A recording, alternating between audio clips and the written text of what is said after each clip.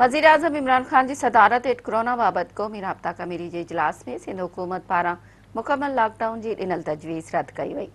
वज़ीर आज़म इमरान ख़ान की सदारत हेठि कोरोना बाबति क़ौमी राब्ता कमेटी जो इजलास थियो। इजलास में चइनी सूबनि जे वॾनि वज़ीरनि वीडियो लिंक ज़रिए शिरकत कई। इजलास में कोरोना ऐं सियासी सूरत हाल जो जाइज़ो वरितो वियो। वज़ीर आज़म SOPs ते हर सूरत में अमल कराइण जी हिदायत कई। इजलास में मास्क के इस्तेमाल बाबति मुहिम हलाइण जो फ़ैसिलो कयो वियो। तक़रीबुनि ते पाबंदी बाबति NCOC जे फ़ैसिलनि जी मंज़ूरी ॾिनी वई। इजलास में वरी वज़ीर सिहत मुराद अली शाह मुल्क में मुकमल लॉकडाउन जी तजवीज़ ॾिनी ऐं चयो त इंटरसिटी ट्रांसपोर्ट बंदि न करण सबबि कोरोना पकड़ियो। इंटरसिटी ट्रांसपोर्ट ते पाबंदी विधी वञे। वज़ीर आज़म इमरान ख़ान मुकमल लॉकडाउन वारे सिंध हुकूमत जी तजवीज़ रद्द कंदे चयो आहे त असां मुकमल लॉकडाउन नथा करे सघूं। उन सां दिहाड़ी ते कमु कंदड़ पोरियत मुतासिर थियनि था। वज़ीर आज़म चयो त स्मार्ट लॉकडाउन जी पॉलिसी जारी रहंदी। इहा पॉलिसी पहिरियां बि कामयाब वई। तवाज़ुन जी पॉलिसी सां ग़रीब माण्हू ऐं मुल्की मईशत घटि मुतासिर थियनि था।